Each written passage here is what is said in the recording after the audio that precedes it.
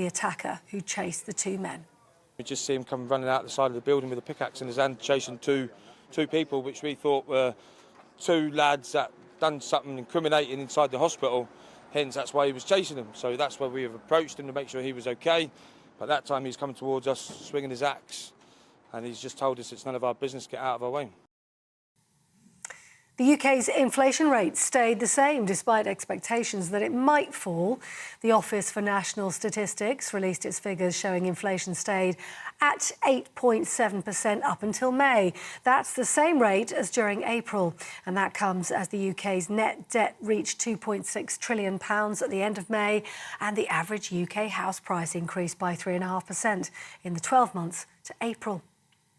Now, the government has set out a major package of financial support for Ukraine to bolster the country's economic stability as it continues to push back against Russian forces. The package includes a £20 million boost to insure companies working in Ukraine. And the funding, which includes £2.35 billion of World Bank loan guarantees, will support the restoration of vital public services, including running schools and hospitals. The Prime Minister says Russia must pay for the destruction it's inflicted as a result of the war. You're up to date on TV, online, DAB+ radio and the TuneIn app. This is GB News, Britain's news channel.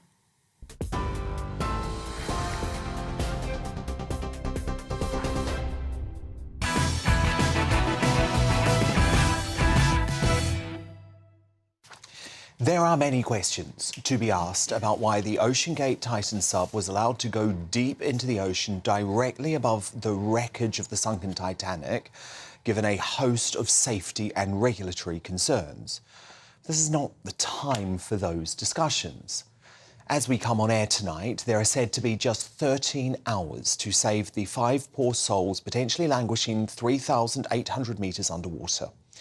Earlier today, GBNews revealed via sources close to the rescue that teams had picked up regular taps, potentially an SOS from those on board. And tonight, in a dramatic news conference, Captain Jamie Frederick, the first Coast Guard District Response Coordinator who's leading operations in Boston, confirmed a Canadian P-3 aircraft heard more noises today too. He insisted that this remains 100% a search and rescue mission rather than one focused on recovery. You're in the middle of a search and rescue case, you always have hope. That's why we're doing what we do. With respect to the noises specifically, we don't know what they are. The good news is, what I can tell you is we're searching in the area where the noises were detected. And right now our efforts are solely focused on the search. Oh, this is a search and rescue mission, 100%. We are smack dab in the middle of search and rescue, and we'll continue to put every available asset that we have in an effort to find the Titan and the crew members. Understanding there are some limited rations. I can't tell you exactly how much they have aboard, but they do have some limited rations aboard. We need to have hope, right? But I can't tell you what the noises are, and we're greatly appreciative of the British government and all the support they've given us. But with oxygen running out and food and water in limited supply, it was left to Carl Hartsfield to explain whether the noises are indeed from those on board Titan. The noises have been described as banging noises, but again, they have to put the whole picture together in context, and they have to eliminate potential man-made sources other than the Titan. The Coast Guard thanked the British government for its assistance, but there are serious questions over why they refused to fund 2 willing British-owned deep-water salvage companies, Ocean Infinity and Meghan, from transporting their equipment on a C-17 US military plane. Now, the pain for the family members of British billionaire adventurer Hamish Harding, Shahzada Dawood, his son Suleiman, OceanGate's chief executive and founder Stockton Rush, and French mariner and Titanic expert Paul-Henri Nargeolet, just some of whom are believed to be waiting on ships near the search area. I mean, that pain is unimaginable, especially given we know all too well the inhumane conditions their loved ones have spent this time underwater. Inside, the sub has about as much room as a minivan. So this is not your grandfather's submersible. We only have one button, that's it. It should be like an elevator. You know, it shouldn't take a lot of skill. We can use these off-the-shelf components. I got these from Camper World. We run the whole thing with this game controller. Come on! Rush says his submersible is one of the safest forms of transportation in the world. You believe the Cyclops 2 is pretty much invulnerable. By the time we're done testing it, I believe it's pretty much invulnerable. And that's pretty much what they said about the Titanic. That's right. And I will go on all the first dives, put my money where my mouth is. And he did, of course. Stockton Rush has previously also spoken of the unique ways he has tried to innovate at his company. When I started the business, one of the things you'll find, there are other sub-operators out there, but they typically have gentlemen who are ex-military submariners, and you'll see a whole bunch of 50-year-old white guys. I wanted our team to be younger, to be inspirational. You don't want every person to have the same experience of having been on a U.S. nuclear sub or worked for Atlanta submarines, and they all have the same background. Again, I repeat, there will be a lot of time to discuss if this approach was irresponsible, especially given warnings about the seaworthiness of the vessel. Right now, though, the focus has to be on trying to save all the poor souls on board, because this is now a Titanic race against time. To respond now, my superstar panel, the author and broadcaster Christine Hamilton, the businessman and activist Adam Brooks, and the former Labour Party advisor Matthew Laza. So, Christine Hamilton, it was an extraordinary press conference tonight, the eyes of the world on Boston.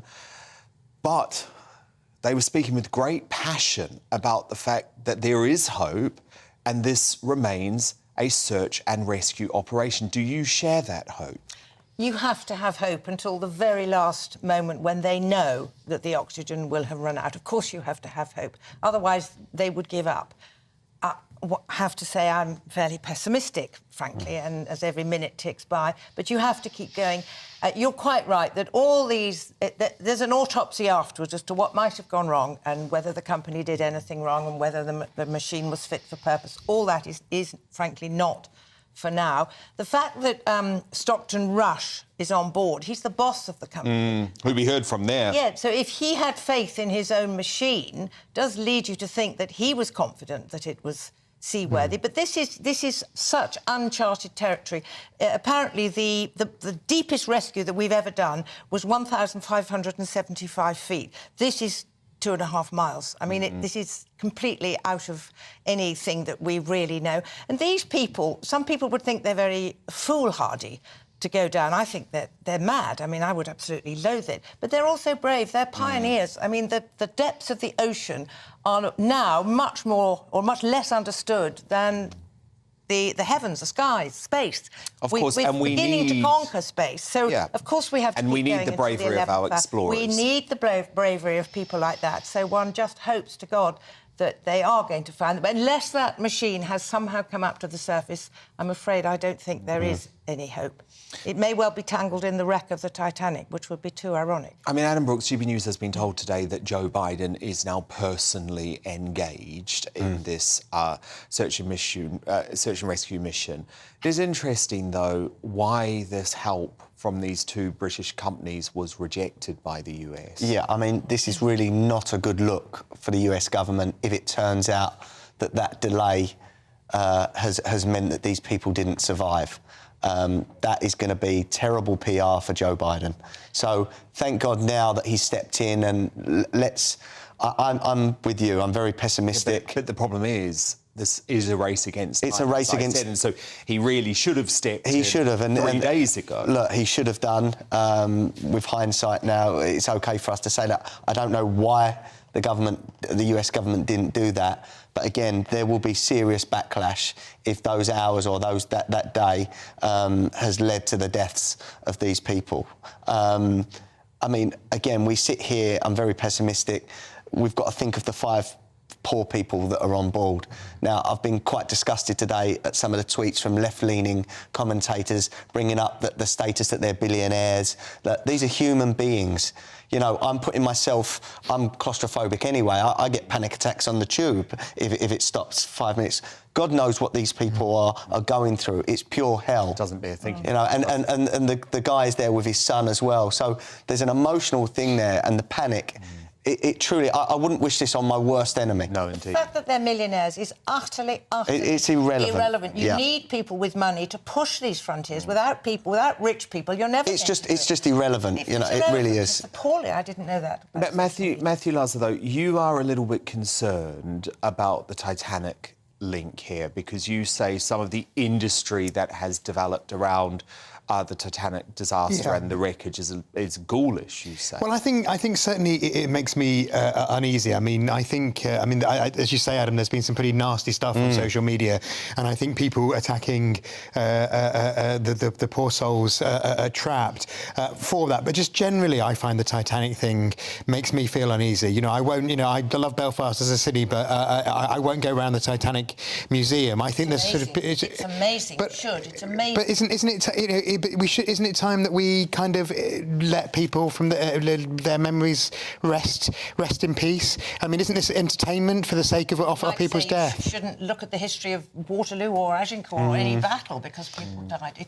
That museum is a stunning museum. And also, look, I have to say, I'm part of the Titanic industry. I'm fascinated. I'm fascinated by it. I always have been. And the thing about the Titanic is it did lead to very real change. It's probably saved thousands and thousands of lives over the past century now, because remember, we all know, don't we, the need for lifeboats, the need to never believe that your vessel is unsinkable. But maybe the irony, and it will be potentially a very dark irony, is that this chief executive did believe that his vessel, like the Titanic, was unbreakable. And in 2018, Dan, during a lawsuit, one of the former contractors, and I think a director of marine operations, said that the porthole was only tested to 1,300 metres, which is only a third of what the Titanic... So we've got to face that... he pulled out, didn't he? Yeah. He pulled out. He refused to go on it. And look, I think, as Christine says, there is going to be a lot of time to pick over the mistakes that were made. No, not now. But this is an absolutely critical 13 hours, and it does feel like the world has come together on this to just say, please, God, come on, let there be a miracle. And we will keep you posted throughout the show if there are any breaking developments from Boston. But Matthew Lazar, Adam Brooks, Christine Hamilton, there she is, coming. Stand by. But still to come, as the government launched an investigation into the school that defended a pupil's right to identify as a cat, are the Tories the UK's only hope for ending this woke madness? Lee Anderson joins me live in the studio on this shortly. But next, in The Clash, as Tom Bower reveals bombshell secret discussions about changing their last name, should Harry and Meghan keep the Windsor moniker or change to Spencer in order to associate closer with Diana? This is an odd one. Petronella Wyatt, Amy Ansell, they're doing Battle Live next, but what do you think? Fascinated in your verdict on this. Maybe lots of people think, yeah, just go. We don't want you as a Windsor anymore. Dan at GBNews.com. Vote in our poll at GB News. The results and The Clash straight after the break.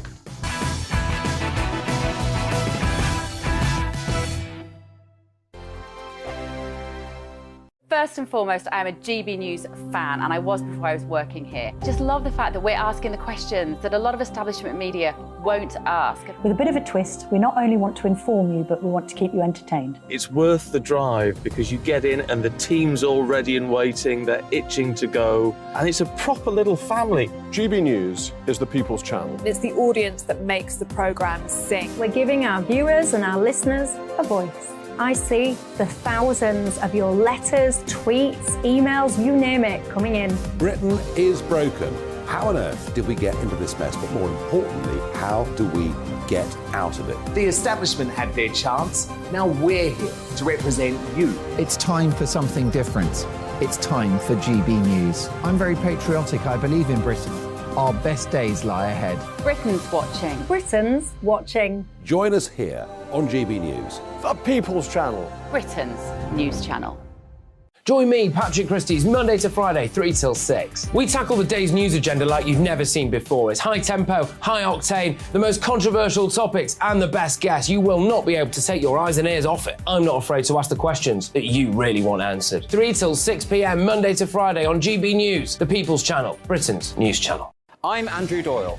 Join me at 7 o'clock every Sunday night for Free Speech Nation, the show where I tackle the week's biggest stories in politics and current affairs with the help of my 2 comedian panellists and a variety of special guests. Free Speech Nation, Sunday nights from 7 on GB News, the People's Channel, Britain's news channel. GB News has its own late-night paper preview show, Headliners, where comedians take you through the next day's top news stories. You don't have to bother reading the newspaper, we've got it covered for you. Headliners, every night at 11 p.m, and repeated every morning at 5 a.m. We won't send you to sleep like some of the other paper review shows out there. GB News, the People's Channel, Britain's news channel. Join me, Camilla Tominey, on Sunday mornings from 9:30, taking the politicians to task and breaking out of SW1 to see how their decisions are affecting you across the UK. Bursting the Westminster bubble every Sunday morning, only on GB News, the People's Channel. Britain's watching. Every Sunday from 11, join Michael Portillo. There will be topical discussion, looking at the week before and the week to come. So kick back and relax at 11 a.m. on Sundays on GB News with me, Michael Portillo. GB News, the People's Channel, Britain's news channel.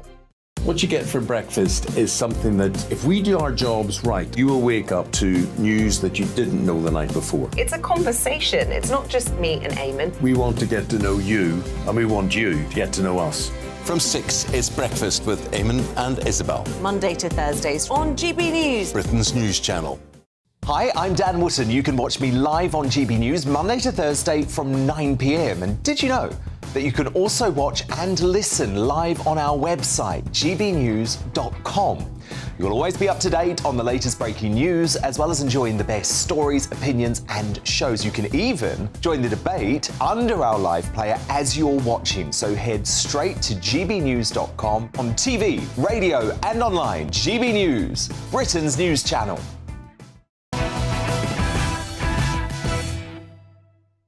Lee Anderson and Angela Levin both in the studio shortly, but first the clash.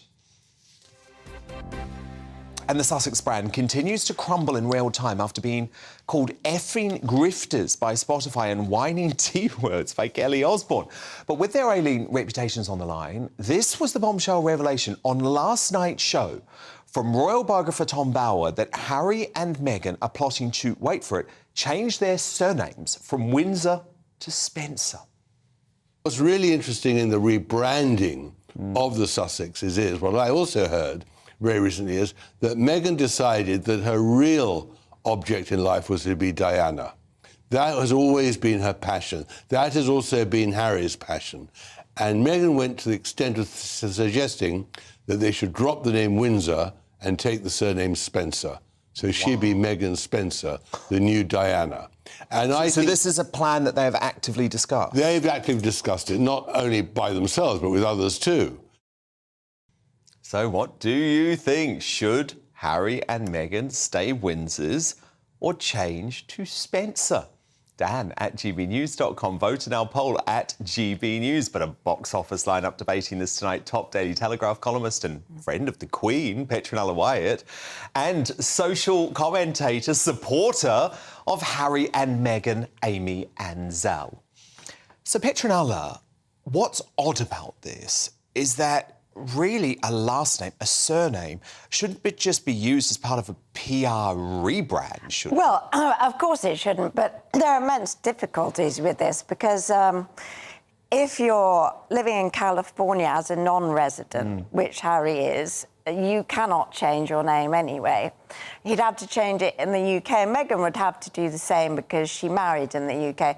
So there's practical difficulties, number one. Practical because they'd lose their titles too, wouldn't they? Well, yes, they would. And secondly, it if they've been discussing it, it shows how desperate they are. I mean, they've already lost But they are two desperate, though, we know families. that. I mean, Meghan's basically lost hers, except her mother. Then they've lost a royal family. Now they want to borrow the Spencers. I honestly don't think the Spencer family will want them, frankly. I mean, I know Charles Spencer, and...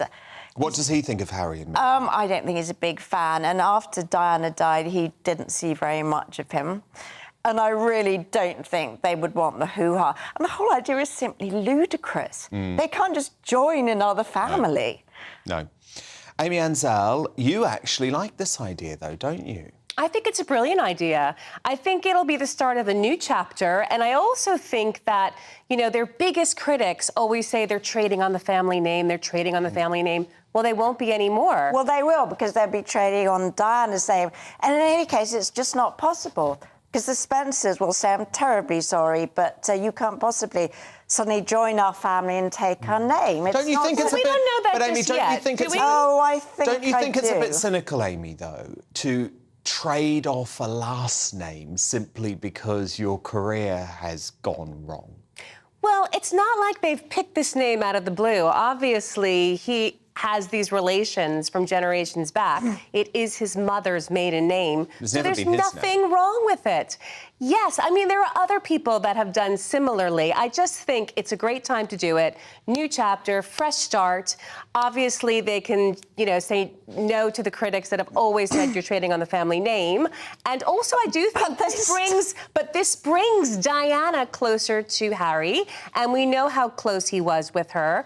And also, we know that obviously there's a history with Queen Camilla, and many people have said... excuse me, there isn't a history with Queen Camilla. Well, I'm saying in a negative way. And So also, does think... Harry really want to be this permanent man-child clinging to his dead mother's, shirt sleeves? But what's wrong with that? What's wrong with that? Well, hasn't he wants to be closer to his mother. started to misrepresent Diana? Change your name, especially if you're a member of the royal family. Why can't you change your because name? there are actual rules. For example, when Prince Philip married our late Queen Elizabeth II, you would expect that their children would take his name, which was Mountbatten. They did not, because they were royal. They became Windsors. It's not like a civilian family. It's But they're not working royals anymore. But they are members. So why can't they treat because themselves? they're in the line of succession. Well, Harry is. Harry is not. It doesn't matter. Harry is, and his children are prince and princesses of the blood. He is a prince of the blood. Petronella, isn't it odd the way, though, Harry almost wants to misrepresent what Diana stood for? Because I know a lot of people... I mean, we probably disagree about Diana. I adored her. I thought she was a really positive force for the world. However, she didn't want to bring down the royal family in the way that Harry and Meghan did. She wanted to bring down her ex-husband, sure, but she absolutely believed in the monarchy. And I think Harry and Meghan have sort of bought into a fiction about what Diana was really about. Well, I think that's true. And I think there are a lot of Diana fans who also perpetrate that fiction. I mean, Diana was an establishment girl. She was an English aristocrat. Yes. Of course she didn't want to bring down the royal family. Of course she had issues with Charles, but after the divorce, they actually got on very well. And At times. At times. Come on. Sometimes they did, sometimes they were at each other's throats. They got on better.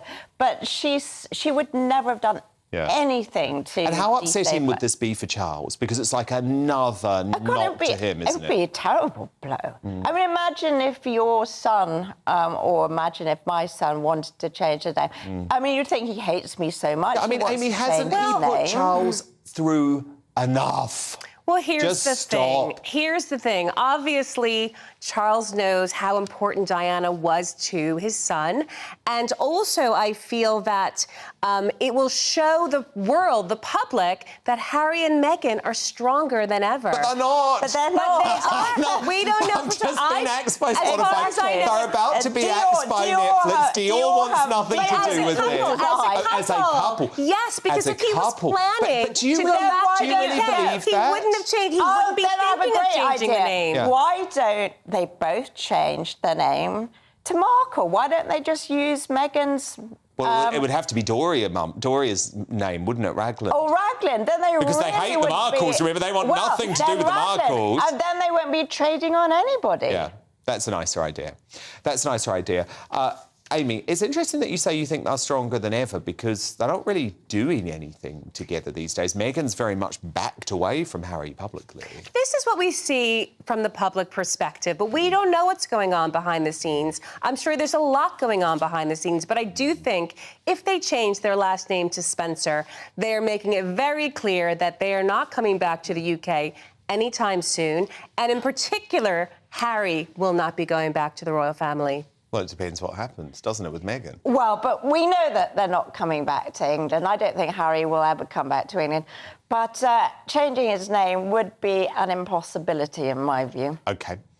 Fascinating debate. Petra and Alan Wyatt, Amy Ansell, do stand by. But who do you agree with here? Should Harry and Meghan keep the Windsor surname or change it to Spencer? Judith writes, yes, change to Spencer or Raglan so there is absolutely no connection left to the royal family that they stabbed in the back.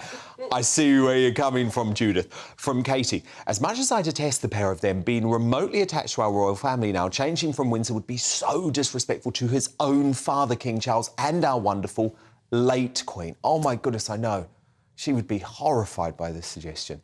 And from Emma, changing to Spencer makes me think they are planning to live life more like Diana and utilise her name to popularise themselves in a more Diana fashion. So the name change is perhaps quite a calculating move. And your verdict is now, and this is a split decision, a close one. 43% of you want Harry and Meghan to stay as Windsors. 57% of you say go and become Spencers, drop the titles, I presume, and cut that connection to the royal family. Really fascinating debate. Now, coming up, after losing their $20 million Spotify deal and being labelled effing grifters, will the Sussexes return to slamming the royal family as their own personal projects fail? Harry's biographer, Angela Levin, offers exclusive insight shortly. But next, as teachers across the UK allow their students to identify as cats, horses and dinosaurs, but Rishi Sunak is censured for saying a woman doesn't have a penis, has woke Britain lost the plot? Deputy Tory Chairman Lee Anderson will give us a much-needed dose of the real world, so don't go anywhere.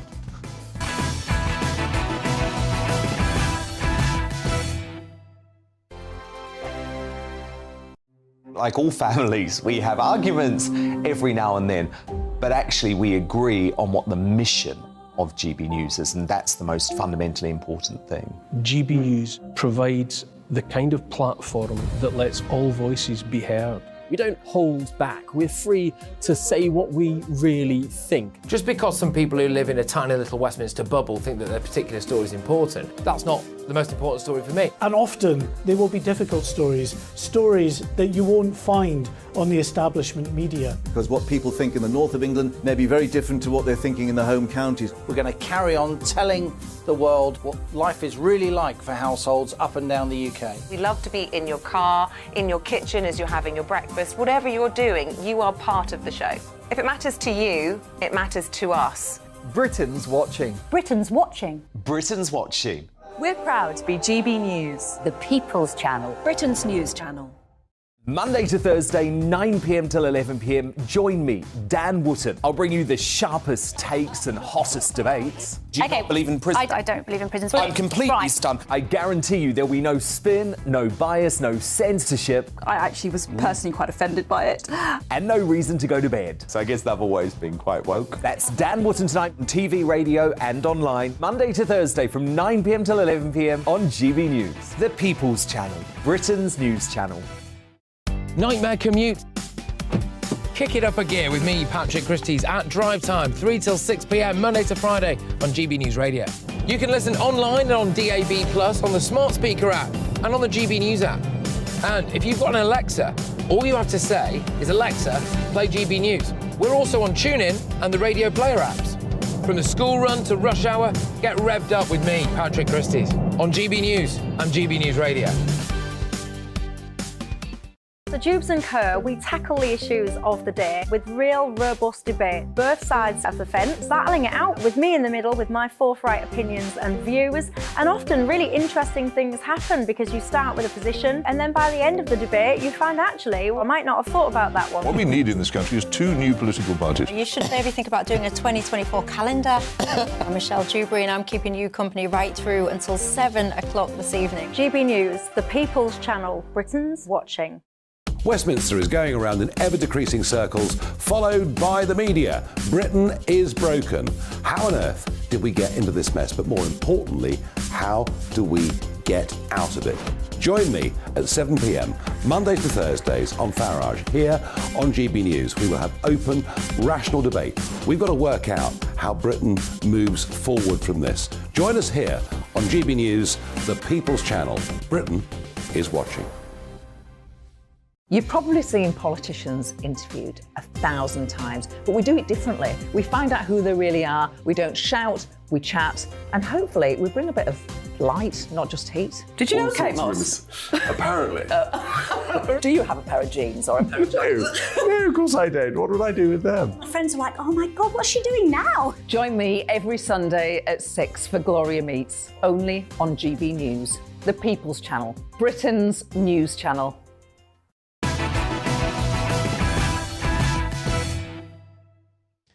Angela 11 on the way, but it's time now for The Real World with Lee Anderson and the flag-waving fanatics over at Pink News. Must have thought they'd got the better of Rishi Sunak this weekend as they shared this leaked clip of him supposedly mocking trans people. Davey has been very busy. Like me, you were probably seeing that he was busy trying to convince everybody that women clearly had penises. And I was reflecting, you all know I am a big fan of everybody studying maths to 18. But it turns out that we need to focus on biology to 18. Unsurprisingly, most of the country heard honesty rather than mockery from the only party leader in the country that seems to know what a woman actually is. Meanwhile, after a secondary school teacher at Rye College branded a pupil despicable for refusing to accept her classmate identifying as a cat, Number 10 hit back with a spokesperson for the PM blasting, "It's important parents and carers are reassured that children aren't being influenced by personal views of those teaching them. Any example that strays from this would be wrong and we expect head teachers to act." So, Lee, as the gender wars continue to sweep Britain, are the Conservatives the only party to fight back? Well, it would appear so, Dan. I mean, we've got a Prime Minister who knows the difference between a man and a woman. The opposition leaders clearly don't know the difference between a man and a woman. And now we've got children in schools in the country presenting as cats. What's that about? It's absolutely ridiculous. Let me tell you something. Yeah. So, if one of my kids, when they were younger, came home and presented as a cat, what I would do, Dan, is I would give them a bowl of kitty cat, a saucer of milk.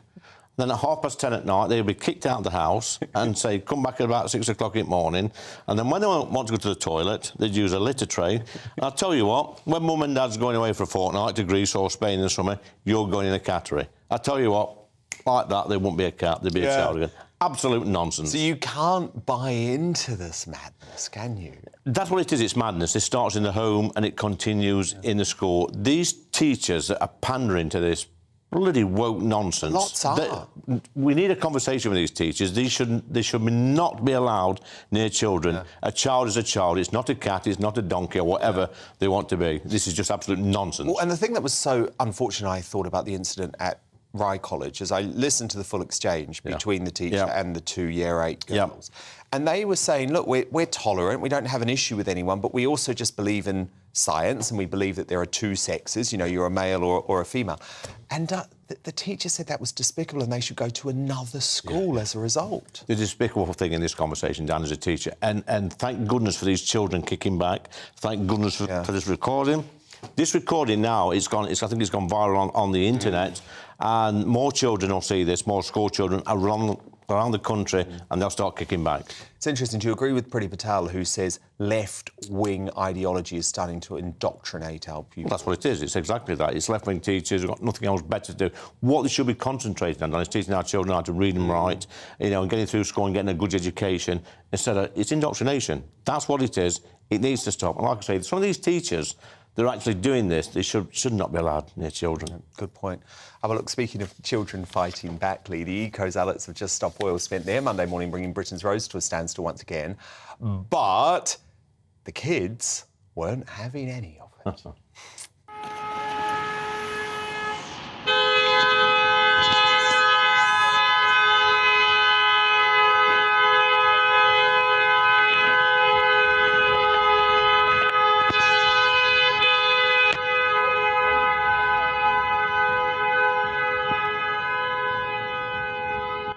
I mean, Lee, you know when school kids are saying, just let us get to our classes, that's when they've really lost the support. Well, right, this is another example, Dan, of our school children fighting back against this wokery. You know, and I think this is how we tackle it, really. You know, we can do all the things we want in government, in Parliament, with changing the laws, etc. But when you're actually pissing off our school children, and when they're trying to get to school, want to school and get to learn, you know, and progress and get their education, when these idiots are stopping school children and our school children are actually fighting back and saying, no, you're not going to do this, I think we're on a winning here with the kids. It's kid power. Again, fighting back, it's like with the fighting nonsense. back against the woke teachers. Exactly. Fighting back against the eco-terrorists. Maybe, actually, the youth are going to be the ones that save maybe us us politicians can learn something from our children. They see it through different eyes, and thank goodness they're fighting back. That's what I say. Fair play to them. Yeah, no, indeed. Now, look, the Glastonbury kicks off this week, Right. the Woke Festival. But we're going ahead without the film Oh, Jeremy Corbyn, The Big Lie, with organisers cancelling the screening of the piece that has been labelled as a conspiracy theory after Jewish rights groups felt it accused them of orchestrating Corbyn's downfall as Labour leader. Now, the producer platform Film says the documentary explores a dark and murky story of political deceit and outrageous anti-Semitic smears. But actually, Lee, it's fascinating, isn't it, when Corbyn, remember, he was greeted as a hero there a few years ago. Yeah. They thought he was the Messiah, the second coming, and even Glastonbury now, even woke Glastonbury says, no, you're too much of an anti-Semite. Well, he was like a rock star, Dan, weren't he? Just a few years back, they were singing Oh, Jeremy Corbyn.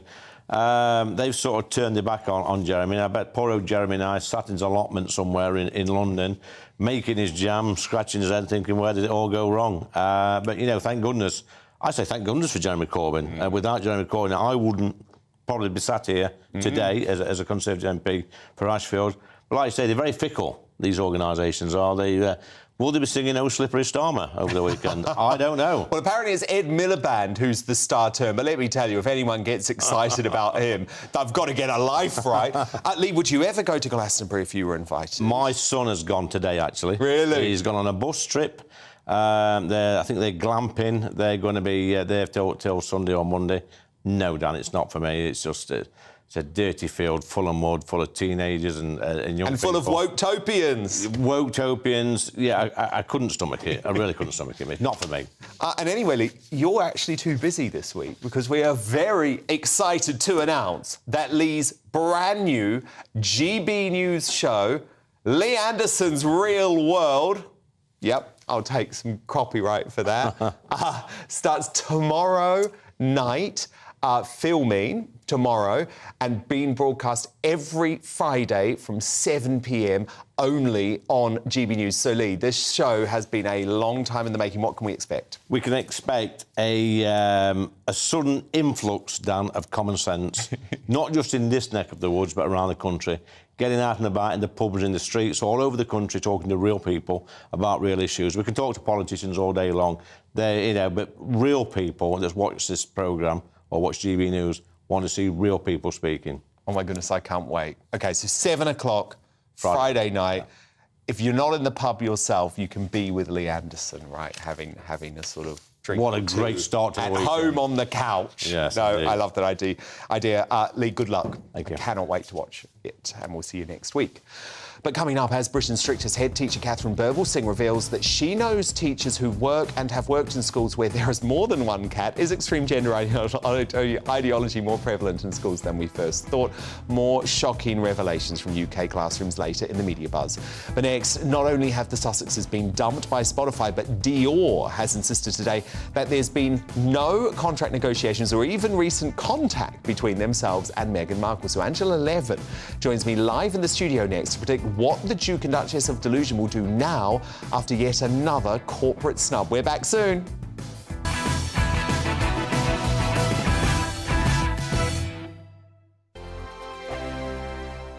I joined GB News because I was sick and tired of not hearing my views being represented, not just mine, but so many people that I knew and spoke to. I just couldn't get my voice out there. I couldn't say anything, I couldn't do anything. Whatever the narrative was, I kind of had to follow it. GB News is there to provide a voice for those who have been ignored by the establishment media. We think different things, we've got a different style. GB News is here to be optimistic and positive about the future. It's real kind of dynamic and flowing, with the audience very much at the heart of it, like a big family. Here at GB News, we talk about the things that matter to you. Hearing the voices from right across our towns and cities, especially our towns. All sides of the argument represented with a heavy dose of opinion. We're on a mission here to make a difference. And the GB News family really is here for you, and whatever time of day you can watch or listen. Britain's watching. Britain's watching. We're proud to be GB News. The People's Channel. Britain's news channel.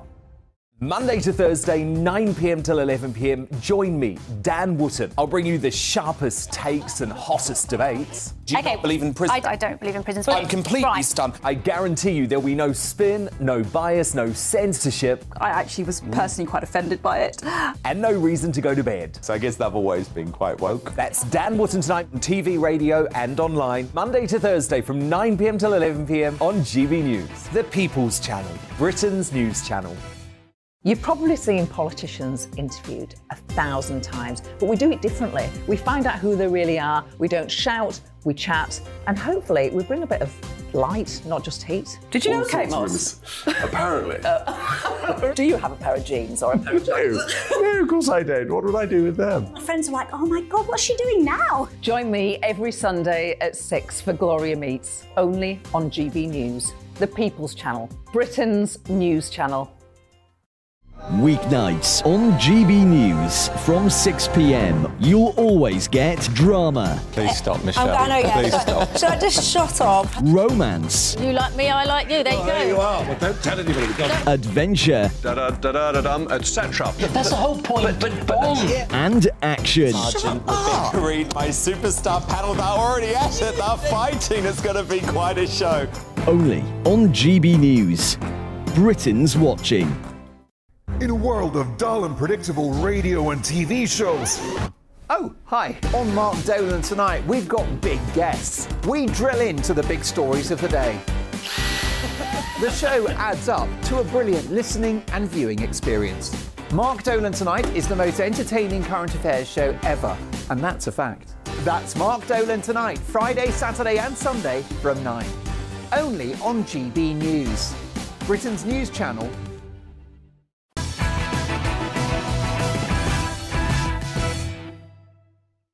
Sharon Davies and Jim Davidson on the way. But now it's time for leading royal biographer Angela Levin.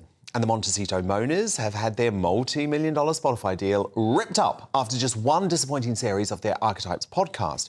To make matters worse, a variety of big names now lining up to criticise the runaway royals, including Spotify podcast boss Bill Simmons and the global TV star Kelly Osbourne. Wish I'd been involved in the Meghan and Harry leave Spotify negotiation. The fucking grifters. That's the podcast we should have launched with them. I think Harry's a I do. I think he's a he's a whining, whinging, complaining, woe is me, I'm the only one that's ever had mental problems. Like, my life was so hard. Everybody's life is hard. Yeah, you were the prince of a goddamn country who dressed up as a Nazi, and now you're trying to come back as the Pope? And with my sources indicating that the calamitous couple's Netflix deal could be next for the chop, rumours have been swirling that Meghan Markle may become the new face of luxury fashion brand Dior as a solution to clawing back her missing millions. But earlier today, the French fashion house insisted there have been no contract negotiations or even recent contact between Dior and the Duchess. So, Angela, with Harry and Meghan's lucrative personal projects failing, is the risk that they are going to have to be going back to the slamming of the royal family in order to make their big bucks? Well, you would think so. We've got Meghan's memoirs coming out. And, I'm sure that just what the world doesn't need. Yes, I'm sure adding more and more poor me sort of things. The trouble is that you know, she either goes for racism or she goes for being a victim. And you want to smack her bottom, really, because how on earth can she say that when she's got everything she wants? So she should forget the royal family if she doesn't like them. But I think this thing about making comments, and she has an extraordinary way of doing it, whereas she lands a bomb in the middle, but it's never really about her, it's just generalised, and she's there and everyone thinks, gosh, she's saying we're a racist, she's saying that she's got, you know, money, people don't She's good at smearing, isn't she? She is. Without proof, because she didn't have any proof of the racism, Angela. But the thing is, what I think is really interesting is these brands are starting to realise actually being connected to that negativity is toxic. Because Dior, which has, in fairness, let them wear their clothes before, actually they have really quickly said, no, nothing to do with us, we don't want to work with them. Exactly. People now realise that because they then say, when it's found out, like with the Queen, the late Queen, and she says that and she leaves it hanging and dangling there. So you never feel comfortable about, is she right? Can it possibly be? And then when it's enough time in the public eye, they say, oh, no, I never said that. And she did. So it's just smearing it without actually, with not using butter, just being very unkind. And she does that, I think, on lots of different levels. And eventually people see it. I know you and I saw it much earlier on. You could read right through it. And the Americans thought we were being very unfair to her. But they've realised now, haven't they? But now they realise it wholly. And actually, if she's going down the road now, downwards rather than straight, they won't want to know, and big companies won't want her representing them, or Harry, indeed. You know, and I think that's quite right, because somebody is so negative as she is, and always, you know, she's never responsible for anything wrong. It's always everyone else's fault and everyone else's problem, and it's not her own. But she's the one who starts it and continues it, but never answers it, and I think that's really unpleasant. How worrying is this grifter label going to be for them? Because Bill Simmons, I mean, this is a big name in Hollywood.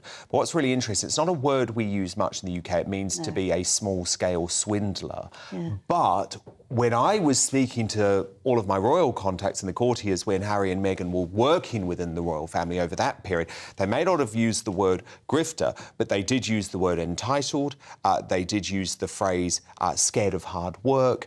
They did describe them as lazy and arrogant. So it's painting a picture, isn't it, of a couple that believe that they don't really have to work in order to live a very privileged life. Well, Meghan was absolutely furious, if you remember, in South Africa, when she felt that, you know, she really should be paid for every engagement she did.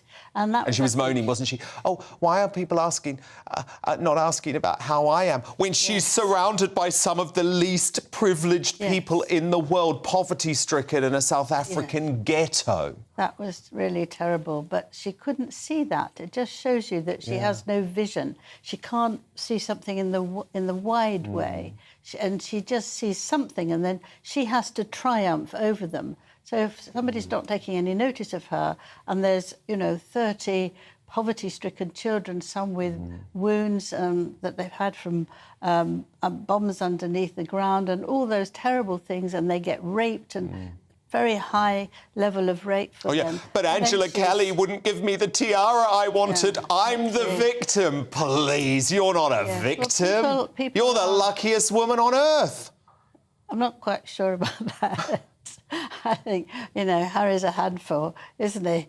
But come on, think of where she came from, Angela. You know, this was a woman who was a D-list actor who was living in a palace and being handed a free tiara from the Queen for her wedding, and it still wasn't good enough. Nothing's good enough. King walking down the aisle with her as well. Yes. But isn't that the point? Isn't that the point? I actually thought about this a lot because Spotify tried really hard. Remember, Spotify wanted this to work. You know, they were really patient. They waited for 3 years. One thing over 3 years. They allowed them to hire something like 30 producers for this ridiculous little podcast, which is just very over the top anyway.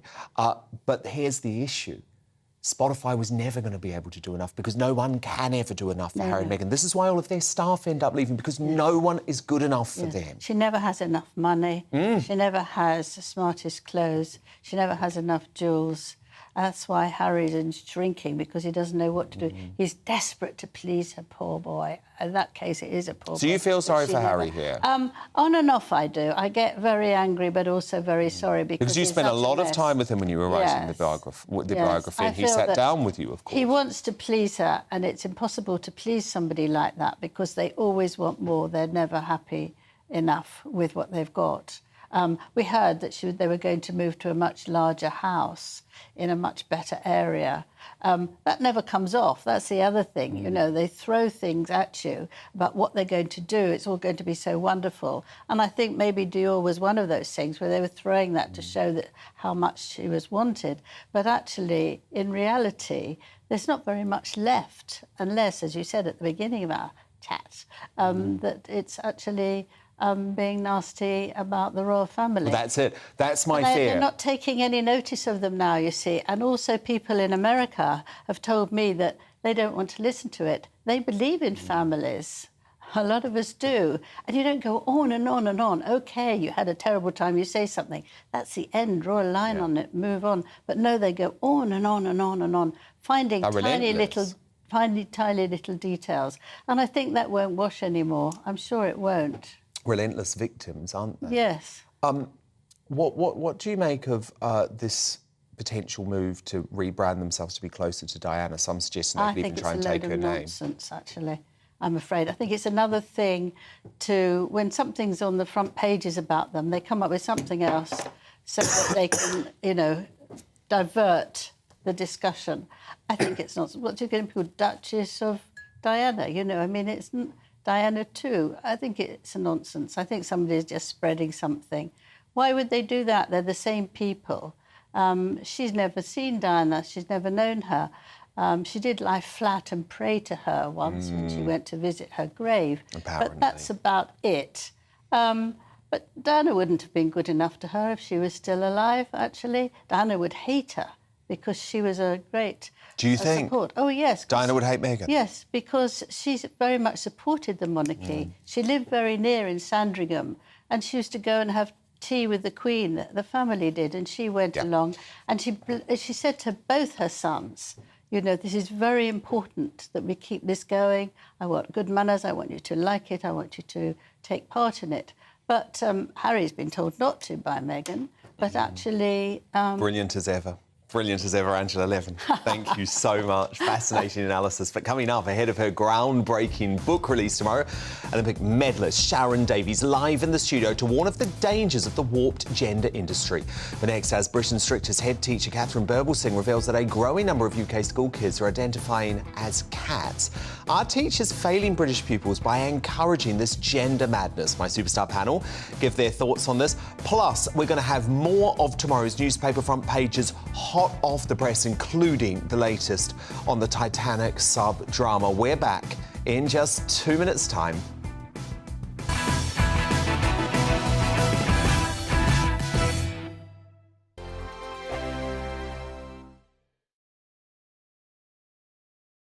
First and foremost, I'm a GB News fan, and I was before I was working here. Just love the fact that we're asking the questions that a lot of establishment media won't ask. With a bit of a twist, we not only want to inform you, but we want to keep you entertained. It's worth the drive because you get in and the team's all ready and waiting, they're itching to go, and it's a proper little family. GB News is the People's Channel. It's the audience that makes the programme sing. We're giving our viewers and our listeners a voice. I see the thousands of your letters, tweets, emails, you name it, coming in. Britain is broken. How on earth did we get into this mess? But more importantly, how do we get out of it? The establishment had their chance. Now we're here to represent you. It's time for something different. It's time for GB News. I'm very patriotic. I believe in Britain. Our best days lie ahead. Britain's watching. Britain's watching. Join us here on GB News. The People's Channel. Britain's news channel. Nightmare commute. Kick it up a gear with me, Patrick Christie's, at drive time, 3 till 6 p.m, Monday to Friday on GB News Radio. You can listen online and on DAB+, on the smart speaker app, and on the GB News app. And if you've got an Alexa, all you have to say is, Alexa, play GB News. We're also on TuneIn and the Radio Player apps. From the school run to rush hour, get revved up with me, Patrick Christys, on GB News and GB News Radio. Westminster is going around in ever-decreasing circles, followed by the media. Britain is broken. How on earth did we get into this mess? But more importantly, how do we get out of it? Join me at 7 p.m, Mondays to Thursdays on Farage, here on GB News. We will have open, rational debate. We've got to work out how Britain moves forward from this. Join us here on GB News, the People's Channel. Britain is watching.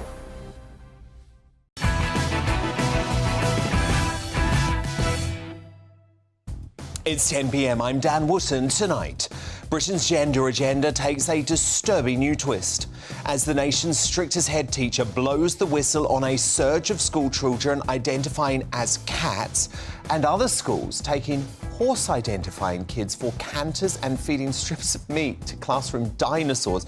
Is the government right to step in and order an urgent probe into the madness corrupting our curriculum? Will my superstar panel get their homework marked on this next? Tonight, I'm joined by Christine Hamilton, Adam Brooks and Matthew Laza.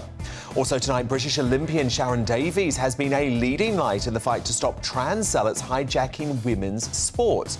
She joins me live ahead of the release of her new book, Unfair Play, which includes fascinating insight of how what she calls the gender industry and its minions like Dylan Mulvaney and Leah Thomas are taking over the globe. Elsewhere, after bombshell revelations that Harry and Meghan could change surnames from Windsor to Spencer to salvage their crumbling brand, is friend of the Queen, Petronella Wyatt, right that the Sussexes are only relatable to young people because they lack meaning in their lives. Plus, after being called effing grifters by Spotify and woe is me whiners by Kelly Osbourne, Harry and Meg's stateside popularity continues to slide.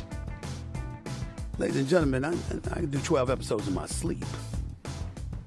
12 episodes, $20 million.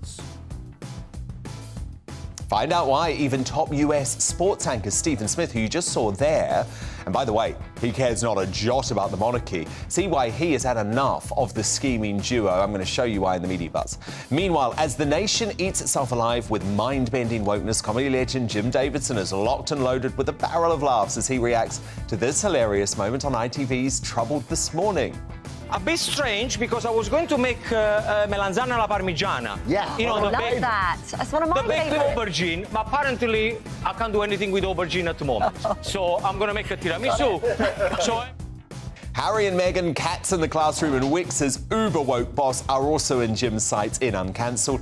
I'll also tell you why the local authority that's U-turned on low traffic neighbourhoods is up for a gong in My Greatest Britain and Union Jackass. Tomorrow's newspaper front page is hot off the press too, including the latest on the Titanic submarine rescue that's quickly running out of time. And more on that now, actually, with Polly Middlehurst.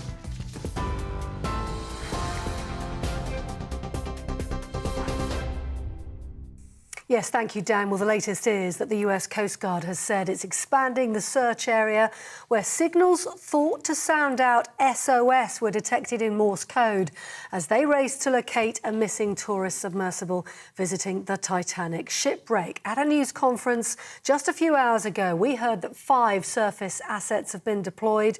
There are also 2 remotely operated vehicles currently deployed. Officials did, however, say they don't really know what the detected sound signals might be, or even if they originated from the Titan submersible itself. Audiologists, we understand, from the US Navy are now analysing that data. Well, 5 people, as we know, are inside the craft. They may have as little as under 20 hours oxygen left. They have limited rations on board. Captain Jamie Frederick from the US Coast Guard said rescuers have to remain optimistic. The surface search is now approximately 2 times the size of Connecticut, and the subsurface search is up to 2.5 miles deep, exponentially expanding the size of the search area. We also have to factor in the ever-changing weather conditions, currents, and sea states that expand the search area every hour. There is an enormous complexity associated with this case due to the location being so far offshore, and the coordination between multiple agencies and nations. Well, here at home, a man has been arrested following what one witness described as a mad rampage with a pickaxe at a hospital in West London.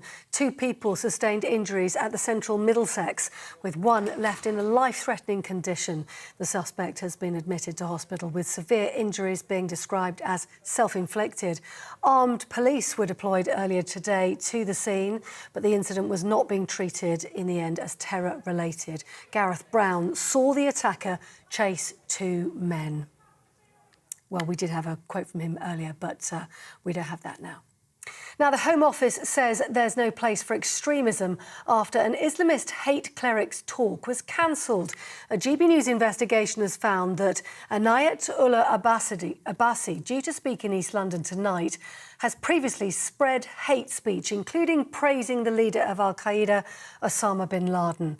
Abbasi delivered speeches in Birmingham and Nottingham as part of a nationwide tour after arriving in the country last week. The Home Office says they're tackling groups and individuals who sow division and hatred in society. The UK's inflation rate stayed the same despite expectations there may be a fall today. The Office for National Statistics releasing its figures showing inflation stayed at 8.7% up to the end of May. That's the same rate as April. And that comes as the Bank of England's due to announce its latest interest rate tomorrow amid widespread speculation there may be another rise on the way. Now, the government has set out a major package of financial support for Ukraine to bolster the country's economic stability as it continues to push back Russian forces. The package includes a £20 million boost to inshore companies working in Ukraine. And the funding, which includes £2.35 billion of World Bank loan guarantees, will support the restoration of vital public services. That includes running schools and hospitals. The Prime Minister says Russia must pay for the destruction it's caused. You're up to date on TV, online, DAB+ radio and the TuneIn app. This is GB News.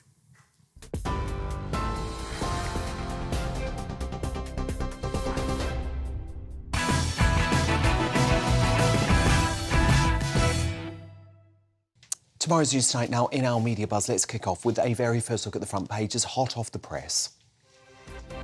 One story dominates, as you would expect. Time runs out is the headline in the Metro, as rescuers promise not to give up hope of saving 5 Titanic explorers on their missing sub, even though its oxygen supply will run out at 11 a.m. in the morning. The Daily Star also leads with the Titanic tragedy unfolding deep under the Atlantic as rescuers continue to hear banging noises. They say their last hope, just hours left to save crew of 5. My superstar panel return now. The author and broadcaster Christine Hamilton, the businessman and activist Adam Brooks, and the former Labour Party advisor Matthew Laza. Now, the Education Secretary Gillian Keegan is understood to have ordered an investigation into Rye College, where a teacher scolded a pupil for questioning a classmate who identified as a cat. Remember this? You were talking about the fact that cisgender is the norm, that you identify with the gender of the sexual organ that you're born with or you're with. That's basically what you're saying, which is really despicable. However, it has since emerged that disturbing incidents like that are occurring throughout UK classrooms. Indeed, friend of the show, Britain's strictest head teacher, great woman Catherall Burble-Singh, revealed that she knows teachers who work and have worked in schools where there is more than one cat, with one colleague telling her that a child is, quote, allowed to lie down. And the Daily Telegraph has reported that teaching assistants are taking children who identify as horses out cantering and feeding strips of meat to those who consider themselves to be dinosaurs. So this sort of sick teaching is taking place up and down the country. And Adam Brooks, I believe, as a parent, you can actually testify to something. I can testify to this. I've got to be very careful how I say this, but there is a pupil at one of my children's school that identifies as a cat. So this is not a made-up story like some on the left are trying to say on Twitter and whatever. This is clearly happening in lots of schools. Yeah. This is happening. And I mean, what So as a parent, how do you feel about this? Look, I think there's probably mental health issues with these children, so it's quite a sad situation. So I'm not one to mock this. You know, these are obviously very troubled kids. But what happens here? What chance have our children got when we've got lefty woke unions pushing the narrative, when we've got woke teachers, woke governors, you know, and it's just being allowed to sort of grow and grow into this world which we're not going to recognise in a few years. These kids are going to grow up so confused and so, you know, disturbed by what's going on right now. We've got to nip this in the bud. I mean, even today, at what school? It was New Mills School in Derbyshire sent out a pupil questionnaire with 42 different gender pronoun options to fill in. Now, where has this come from? This is ridiculous. You know, it's almost like a bad joke. It's like we're in a surreal movie where people have lost their minds. We've got to push back and fight back. And Matthew Laza, it's your side of the argument. It's the left that is pushing this sort of madness because your bloke, Slippery Star, and that other bloke, Ed Davey, can't even say that it's impossible for a woman to have a penis. Well, look, I think the Tories are making trying to cook up a political storm here. What our schools There is need... one, well, our schools are crying out for guidance from government on this. The government has been promising that they will bring out a set of guidelines. Well, it hasn't happened yet because what they're doing is they'd rather have a political row than actually provide schools with guidance. They want the more ridiculous examples to be out there so that it causes a political row and distracts from the appalling economic record that this government has. But how do you deal with this, though? When you've got Starmer saying, no, a woman can have a penis. Well, how are kids meant to be taught biology? Well, I think what we need to do is we need to recognise that there are a very small minority of young people who are transgender, but but does that also mean they can be a moon? No, absolutely not. And OK, so you should be banned from being a moon, a horse or a dinosaur or a cat, should you? I think you should certainly... I think, yes. I mean, I think clearly, and as Adam says, in a lot of these cases, there are mental health problems or people on the autistic but also spectrum. odd sexual fetishes. That's what people don't realise here. And Christine Hamilton, I think what is particularly striking about this is that very often, and we know this, we've seen lots of examples of this, including people like Cara Bell, who I've spoken to on this show, who are scarred for life through the surgery that they went through. Very often, what's going on here is that these are young lesbian girls, in particular, who struggle with their sexuality and are told by teachers, oh, you must be a boy. And this will also happen to lots of gay kids, and I have huge concerns about that because I remember my teenage years. My hormones were running wild. It's very difficult when you're dealing with your own sexuality. And I'm horrified at the thought that as a 6 or 7 or 8-year-old, I might have been told, oh, actually, you're not gay, you're a girl. Yes, I completely accept all that. That doesn't, to me, explain why we've suddenly got a spate of people saying they want to be cats or horses or dinosaurs. Because the problem is, when you accept this sort of unscientific madness, this is where it goes. The boundaries get pushed further. But to me, it's a step further to say that you're an animal. It's ludicrous. I wonder if... But it's connected, though, isn't it? I wonder... Matthew mentioned that there's been a lack of guidance from the government, and Nick Hewlett, who's the head of St Dunstan's College, says that... Teachers have to make their own individual judgments because there is a complete lack of government guidance, which is a recipe for disaster. And absolutely. I just wonder if the root of something... What happened to the 3 R's? Reading, writing, arithmetic. We have children who leave school, they can't read properly, they can't hardly write, they can't speak properly, and people were far too worried about this. We have had, since 2010... Do you know how many education secretaries we've had? No, tell me. 10. Goodness. Since 2010, we have had 10 education secretaries. I wonder how many viewers... That's why we need to change the government. Know who the current one is. I mean, we've even had Sir Gavin Williamson, for goodness sake. Gillian Keegan is now, but 10 in 10 years. I mean, you know, defence might be the first duty of any government. That's not helpful. But education I think must be and I think there is a point, youngsters. isn't there, Adam? There's a lot of rhetoric coming from Fishy Rishi. This is what I noticed a lot of the time. But actually, it was Miriam Kate, his own brilliant pro-women's rights MP, who actually called him out and said, actually, this is just rhetoric, it's all talk. You're actually not changing the guidelines here at all. And she says, even with parental permission, kids at school should not be able to transition. No, that's right. And look, I've got a family member that is a teacher, And these people, these good teachers, these good people are scared to speak out. Of course they are. In case they are labelled and attacked by really lefty colleagues. Well, they'll be out of the school or the college. And you know, it's this as well with social media. Yeah, I get threats and whatever every day. I don't care. But these people are professionals and they don't want to lose their jobs. No, of course. And they don't want this label. Indeed, good point. Now, look, they've already been called effing grifters by top Spotify executive Bill Simmons and slated by the global TV star Kelly Osbourne. And now, even more of the top A-list stateside media elite are speaking out against the Sussexes. This is an extraordinary one. It's the legendary sports broadcaster and the basketball pundit Stephen A. Smith, who told his 5.8 million Twitter followers, I don't give a damn about the royal family, do not care. But this Meghan Markle podcast Spotify situation is worth talking about. And boy, did he let rip. Watch this. Ladies and gentlemen, I can do 12 episodes in my sleep. 12 episodes, $20 million. $20 million.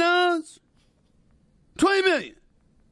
If Prince Harry and the Duchess of Sussex ain't complaining about the royal family, I don't know if anybody cares what they have to say. Pod News has reported that they have multiple sources who say some interviews on the show were done by other staffers, with Meghan's questions edited in afterwards. Oh, that's a reason to be pissed if you Bill Simmons and Spotify. It's all going wrong. I suppose he's racist as well, Daniel. All I'll say is Harry and Meghan's next date at the basketball could get a bit awkward if they bump into Stephen. Well done, sir. Well done. Matthew Larser, Adam Brooks, Christine Hamilton, do stand by, because coming up, the reputation of Brand Sussex, as we just saw, tearing at the seams. But is a close friend of the Queen right that Harry and Meghan only relate to young people because they lack meaning in their lives? We'll debate that shortly. But next, Olympic swimmer Sharon Davies was robbed of gold by a serial doper at Moscow 1980.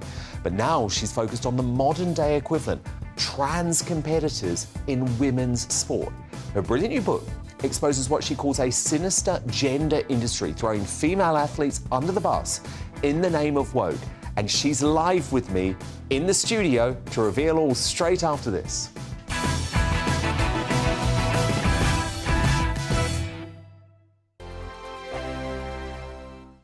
Like all families, we have arguments every now and then, but actually we agree on what the mission of GB News is, and that's the most fundamentally important thing. GB News provides the kind of platform that lets all voices be heard. We don't hold back. We're free to say what we really think. Just because some people who live in a tiny little Westminster bubble think that their particular story is important, that's not the most important story for me. And often they will be difficult stories, stories that you won't find on the establishment media. Because what people think in the north of England may be very different to what they're thinking in the home counties. We're going to carry on telling the world what life is really like for households up and down the UK. We love to be in your car, in your kitchen as you're having your breakfast. Whatever you're doing, you are part of the show.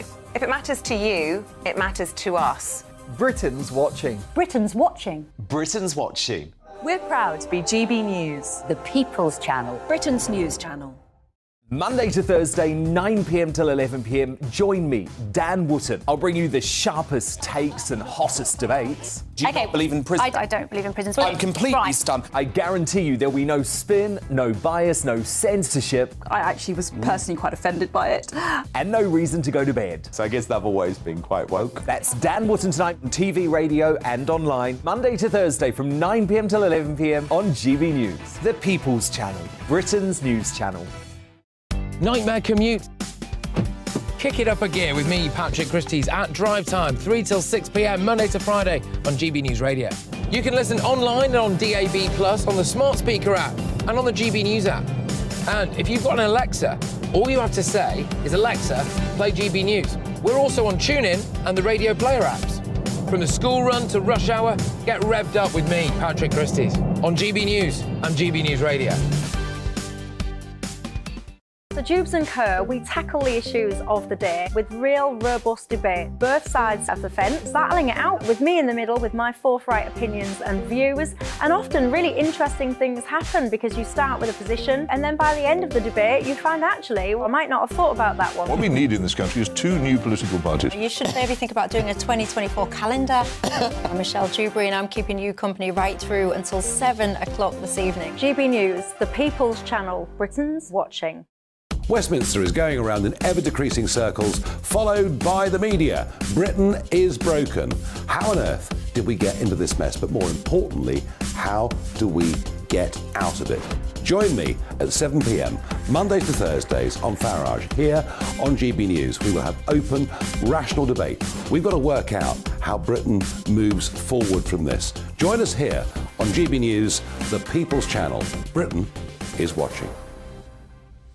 You've probably seen politicians interviewed 1,000 times, but we do it differently. We find out who they really are, we don't shout, we chat, and hopefully we bring a bit of light, not just heat. Did you know Kate Moss? Apparently. Do you have a pair of jeans or a pair of jeans? No, of course I don't. What would I do with them? My friends are like, oh my God, what's she doing now? Join me every Sunday at 6 for Gloria Meets, only on GB News, the People's Channel, Britain's news channel.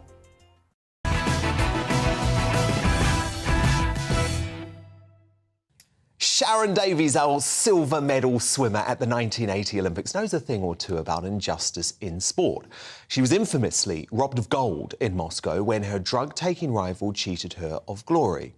4 decades on, and Sharon's own experiences have seen her bravely speak out, often on the show actually, against the likes of trans swimmer Leah Thomas, who was finally banned from competing in elite women's races this week after years of demolishing helpless female rivals. Just a couple of months ago, Sharon led the boycott against sports brand Nike when it chose trans influencer Dylan Mulvaney to model female sports bras. But in her brilliant new book, released tomorrow, Unfair Play, The Battle for Women's Sports, she warns the rise of trans extremism has been propagated by what she calls a dangerous gender industry, where institutions, corporations and famous figures partner together, all in the name of woke. So Sharon Davies, this is an absolutely brilliant book. Oh, thank you. So timely, and obviously you are the perfect person to write about your experience, given how you were cheated for a very different reason back in the 80s. But talk to me about this gender industry, because I think what the issue is, it's very hard for people to speak up against it, given how powerful it is. You know, it includes these corporate giants, it includes broadcasters and media outlets, not to mention some sporting bodies. Yeah, and that's not my area of expertise. Obviously, my area of expertise is sport and understanding all of that and the science that goes with it, you know, and the experience. And you've always been so strong. Yes, and the experience of the East German era, which had the same result with a slightly different way of doing it. You know, they just gave synthetic testosterone to young girls and to put biological them through, women. Exactly, and put them through a male puberty, which meant that they were so dominant, you know. And the thing which was different then was that was really only just East Germany working with, say, swimming, track and field and rowing. It didn't encompass all those other sports. It didn't encompass park runs or junior events or pathways or masters. I mean, you know, this is a much bigger threat to women's sport. And it's just, it's kind of a little bit about what you were talking about earlier. It's a joining of the dots. You know, the whole thing is it's definitely being masterminded somewhere and it's being funded somewhere. So I would love some journalists to do some very in-depth journalism and talk about it. But the book was predominantly about the challenges to women's sport, you know, throughout the whole of the last 100 years, really, because everybody talks about, you know, de Coubertin being this great leader of men and women with the Olympic Games, but actually he absolutely loathed women and he didn't want women in the Olympic Games at all, and he did everything he could to keep them out. So it's talking about all of that. And exactly. So you've fought so hard for so long for there to be these big female athletes. And don't get me wrong, there are some incredible stars. You know, you look at the Williams sisters, for example. Of course. But the issue is women's sport is still under threat for loads of reasons, and that's before you allow biological males to compete. And that's what I wanted to do. I wanted to put it all in the book so that there was a reference there, which, I mean, we did so much work on the referencing. It had to be so accurate and so careful to make sure that the science was accurate and everything, you know, was so that you could... There's 38 pages at the back of where you can go and get all of the studies and make sure that everything is correct. Very often the issue is when you have woke folk who are backing people like Leah Thomas, they point to their own science over the hormone blockers, and they say, oh, if you bring your testosterone levels down, it's absolutely fine, you know.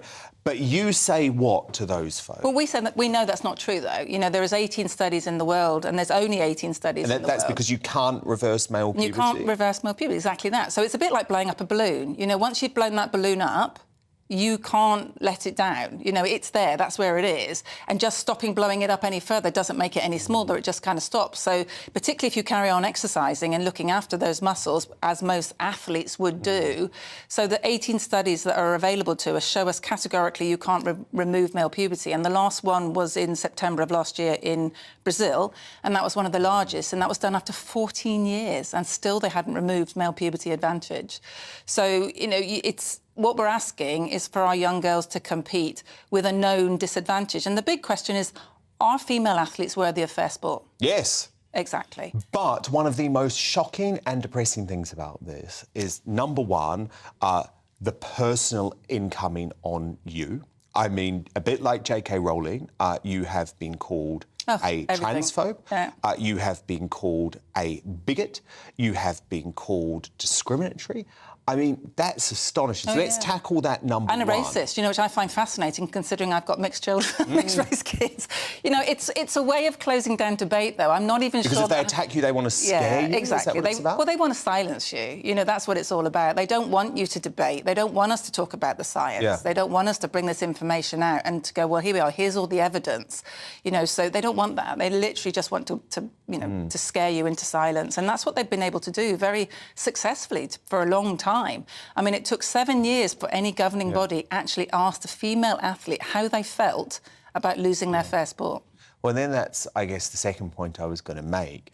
The way that folk like you and J.K. Rowling have been treated, unfortunately, has scared a lot of other female athletes from joining this debate. I mean, clearly there are some brilliant, brave foot soldiers. I mean, Riley Gaines, the American swimmer who lost to Leah Thomas, she's been a regular on this show. And Amelia, that you've spoken to. Absolutely. So don't get me wrong, there are some. But I just wonder, Sharon, and I know you're never someone who... you always like to uplift, you know, you don't like to bring people down, but are you sometimes frustrated to see the lack of other big-name female athletes coming out to support this sport? I think it's the silent majority as a whole that I find disappointing. You know, I get stopped in the street all the time if we do polls, whether that's on Twitter or whether it's in a newspaper or whether it's a Gov poll. It all comes out massively on the side of wanting fair sport. But you never know that reading them. Exactly, and that's what I find very frustrating. You know, is that if the silent majority believe in fair sport, then why is it not happening when so many people think that's what should be happening? So I'd like to see a little bit more help from the government. They've made some good moves this week. I would love to see the Equality Act clarified, so then that we can use sex discrimination to make sure that young girls are looked after. One of the most disheartening things I find, and particularly this time of year, I'm getting a lot of calls from mums and dads saying, you know, that their little girls come back from school sports day and the primary school has run mixed races all day and not a single little girl has won a race. So what are we teaching our 11-year-olds and our 10-year-old girls? You know, that they just can't win anything. And that's not the message we should be giving our young females. So that's in Britain, but obviously this is an international issue, right? So don't you need global bodies, including the Olympics, you know, working together in order to protect women's sport? Yeah, absolutely. And we have got that now with World Aquatics. Very proud that they were one of the first to do it. They were shamed into it, though, weren't they, by Leah Thomas? Well, Leah Thomas made a big difference, I guess. I mean, they were already in doing the process. Okay. Well, I guess if you think they've done a good job... Yeah, and they have. And another thing that they've done as well, they've passed a mandate to say they want to put 40% of their committee members as females. Now, that's a really big step, because when I did the Olympics in 1980, there were 4 men to every female, and there was not a single female on the Olympic committees, and we're still massively outnumbered.